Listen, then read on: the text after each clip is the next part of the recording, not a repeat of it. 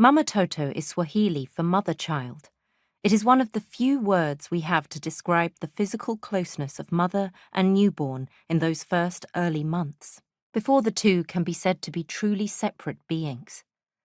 The state of Mama Toto is just one part of what makes the human experience of birth unique from that of other primates and mammals.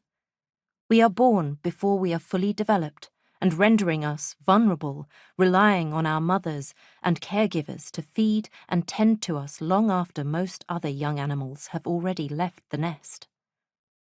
Scientists call this extended dependency, when we are no less dependent on our mother outside the womb than we were inside, altricial.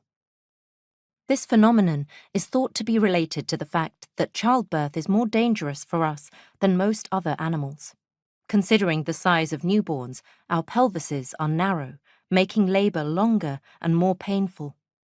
This means that since the dawn of humanity, women have sought assistance and companionship during childbirth.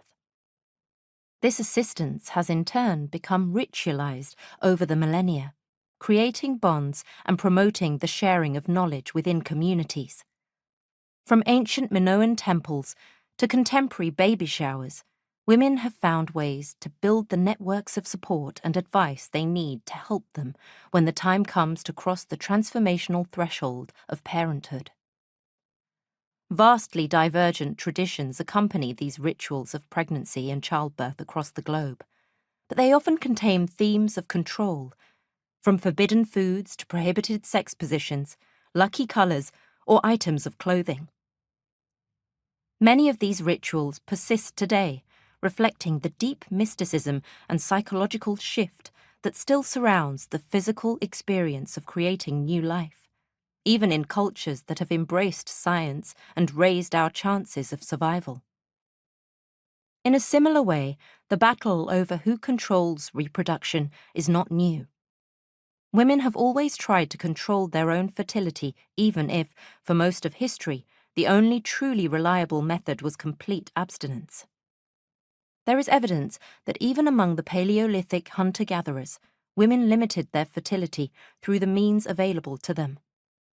So many of the questions we are wrestling with today were faced by women thousands of years ago, and perhaps by looking back at their experiences, it can be possible to navigate the way forward.